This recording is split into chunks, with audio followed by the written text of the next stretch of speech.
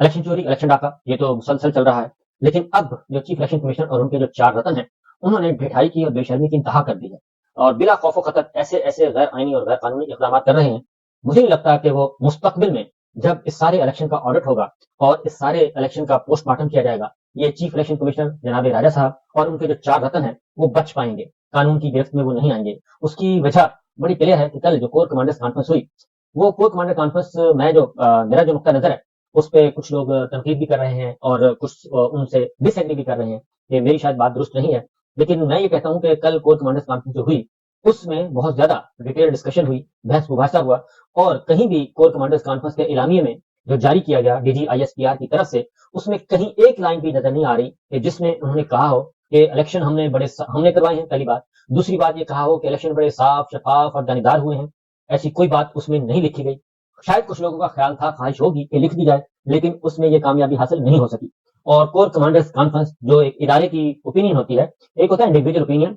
इंफरादी राय, एक होता है कि इदारा क्या सोचता है। इदारे की जो राय आई है कल, वो यही है कि बस आपने जो कुछ होना था वो हो गया, हम उसमें थे या नहीं थे इस बहस में पड़े बगैर, लेकिन हम इन इंतखाबी नताइज को, इसकी ओनरशिप नहीं ले सकते। लिहाजा कल कोर कमांडर्स जो है वो कोसों दूर नजर आए और जो कल का एलामिया था उसमें फलस्तीन का बहुत ज्यादा तस्करा मिला आपको, 9 मई का बहुत ज्यादा तस्करा मिला और सबसे ज्यादा तस्करा फलस्तीन का मिला। और ये भी एक अलार्मिंग और खासतौर पे मीनिंगफुल चीज है कि फलस्तीन के मामले पे कल काफी ज्यादा उस प्रेस रिलीज में हमें मिला तस्करा और फलस्तीन का। दूसरी जानिब पर उसके बाद फिर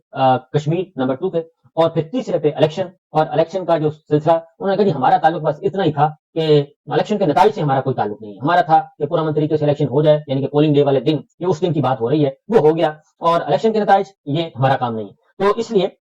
अब उसमें सारा मलबा उन्होंने डाल दिया है इलेक्शन कमीशन ऑफ पाकिस्तान पे। अब चीफ इलेक्शन कमिश्नर जो है वो उस रात, जो इलेक्शन की रात थी, यानी कि 8 और 9 फरवरी की दरमियानी शब, जब नताइज रोक दिए गए, नताइज जब रोक दिए गए, तो उस वक्त फिर जाहिर है क्रिटिसाइज जो हो रहा था, तनकीद, वो तो चीफ इलेक्शन कमिश्नर हो रहे थे राजा साहब और उनके जो 4 रतन थे। और फिर उस रात राजा साहब गायब भी हुए, किसी से मिलकर आए, मिलकर वापस आ गए। और फिर राजा साहब ने मुख्तलिफ एंकर्स को, एक नहीं, दो नहीं, तीन नहीं, मुख्तलिफ एंकर्स को उन्होंने फोन कर करके अपनी पोजीशन क्लियर करने की कोशिश की कि ये मैं नहीं हूं, ये मेरी वजह से इलेक्शन डिले नहीं हो रहा, ये मेरी वजह से रिजल्ट डिले नहीं हो रहा, ये हमारी वजह से नहीं हो रहा। हमने तो प्रिजाइडिंग अफसरों को सिक्योरिटी भी प्रोवाइड की हुई थी, अपनी अपनी गाड़ियां दी हुई थी, उन्होंने आना था। तो चीफ इलेक्शन कमिश्नर साहब ने उस रात ये मुख्तलिफ एंकर्स को फोन करके बता दिया था कि जनाब प्रिजाइडिंग अफसर जो हैं उनको ले गए सिक्योरिटी वाले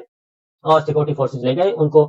उनकी जो इलेक्शन कमीशन ने गाड़ियां दी थी और सिक्योरिटी दी थी, इंडिविजुअल उन्होंने पहुंचना था DRO के ऑफिस, डिस्ट्रिक्ट रिटर्निंग ऑफिस आना था, लेकिन डिस्ट्रिक्ट रिटर्निंग अफसर के दफ्तर में वो नहीं पहुंचे, क्योंकि इसलिए नहीं पहुंचे कि उन्हें रास्ते में सिक्योरिटी फोर्सेज ने उठा लिया था और वो एक बड़ी बस में लेके उनको फिरते रहे और 3 घंटे, 4 घंटे, 5 घंटे की लेट जो है वो पहुंचे हैं, क्योंकि उनके पास जो रिकॉर्ड था वो रिकॉर्ड टेम्पर किया गया। ये चीफ इलेक्शन कमिश्नर जो है ये ऑफ द रिकॉर्ड बताते रहे हैं और कुछ एंकर्स ने ये बातें ड्यूरिंग इलेक्शन ट्रांसमिशन बता भी दी थी। लेकिन कल जो कोर कमांडर्स ने ये सारे का सारा मलबा डाल दिया है इलेक्शन कमीशन पे।